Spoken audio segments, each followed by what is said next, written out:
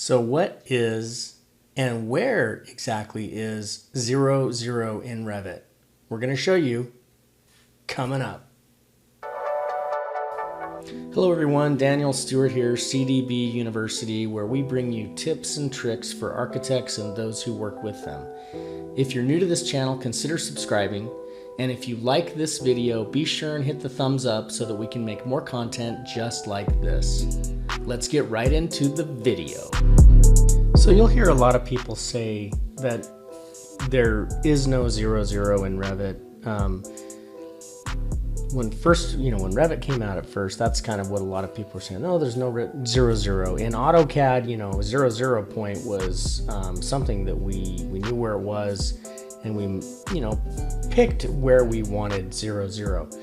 In Revit, there really is a 0, 0 point, and I'm going to show you how to find that and why that's important to us. So let's jump right in.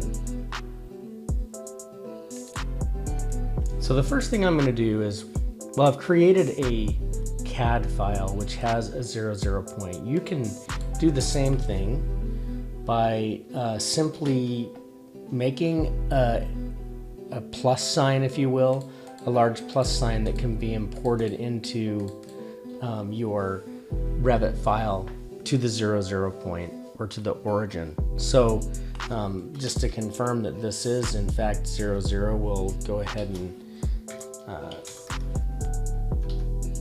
draw a line here and then draw it over to 0, 0. So you might have seen when I put that in there that is 0, 0. So now let's get back over to Revit,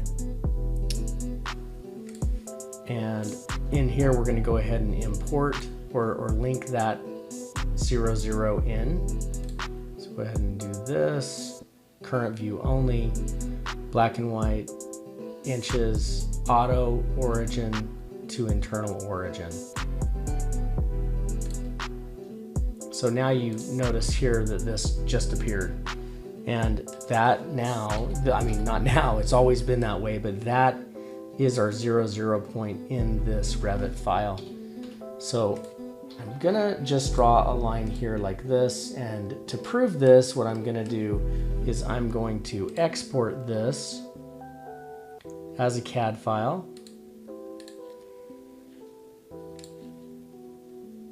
And we're gonna export it to that same spot, so let's just say,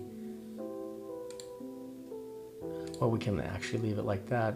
Okay, short, and actually let's do, we're gonna make this manual, and let's just say 0, 0 test.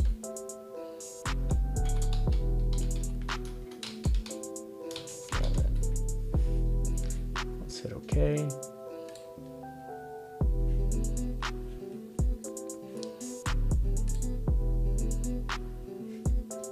Okay, so now we have this where we're ready to open it. So I'm going to go ahead and open that. And so you'll see the wall, basically just what we had in Revit. And now when I do a line and then put that to 0, I'm going to go 0, 0, and boom, there's our 0 point. So that's how we can find the 0 point in Revit. So now that you know where 0, 0 is, you can plan where you put your 0, 0 or the rest of your project in relation to 0, 0. Hope you found this helpful, and we'll see you next time. As you may know, I also offer a Revit course that will take you from beginner to intermediate Revit user. If you're interested in finding out more, check out the link below.